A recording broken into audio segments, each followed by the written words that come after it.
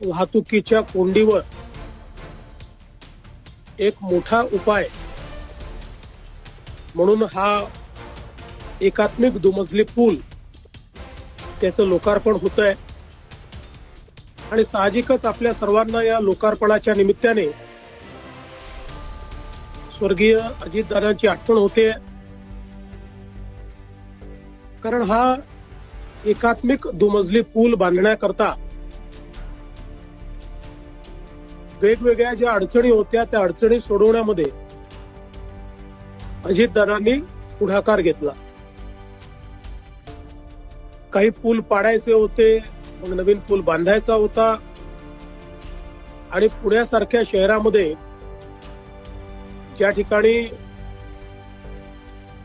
विचारवंत मोठ्या प्रमाणात आहेत, मतमतांतर मोठ्या प्रमाणात असतात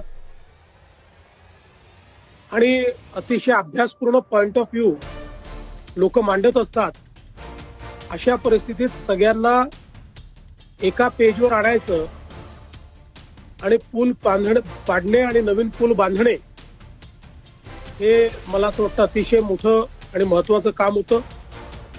पण दादांनी सगळ्यांना विश्वासात घेतलं आणि विविध पक्षांचे नेते असतील, सर्व लोक एकत्रित आल्यामुळे त्या ठिकाणी हे काम होऊ शकलं। पण हेही खरं आहे की त्या काळामध्ये काही लोकांनी टीकाही केली, काही माध्यमांनी टीका केली,